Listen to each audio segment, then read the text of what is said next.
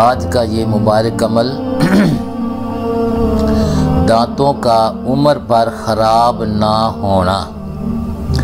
तफसील इसकी ये है कि एक हमारे पीर भाई जिनकी उम्र तकरीबन 100 बरस थी, तो वो अपने दांतों से गन्ना खा लेते थे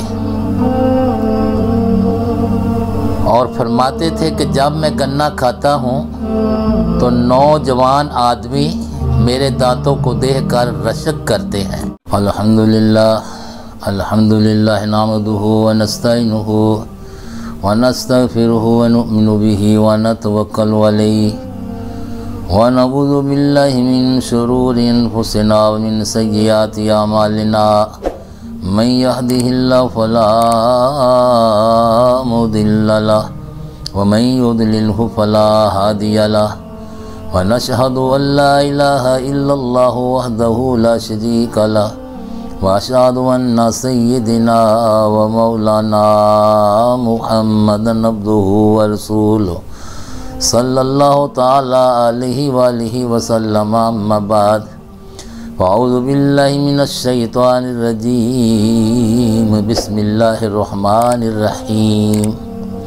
मेरी नहायत वाजिबुल एहतराम बुज़ुर्गों, दोस्तों, आज का ये मुबारक अमल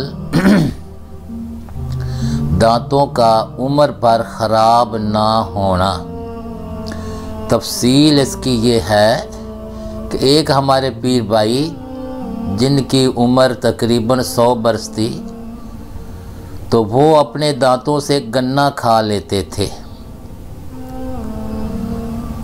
और फरमाते थे कि जब मैं गन्ना खाता हूँ तो नौजवान आदमी मेरे दांतों को देखकर रशक करते हैं। तो फ़कीर आदमी ने उससे इन दांतों की महफूजी और मजबूती का सबब दरियाफ़त किया।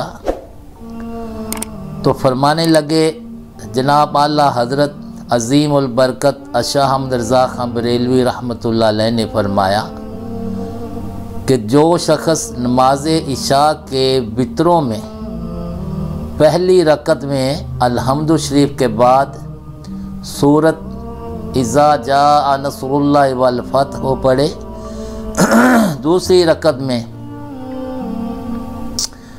अल्हम्दु शरीफ के बाद तब्बत यदा अबी लहब पढ़े और तीसरी रकत में सूरह इखलास कुल हुवल्लाहु अहद पढ़े, तो उम्र भर वो हर किस्म की दांतों के बीमारी से महफूज रहेगा।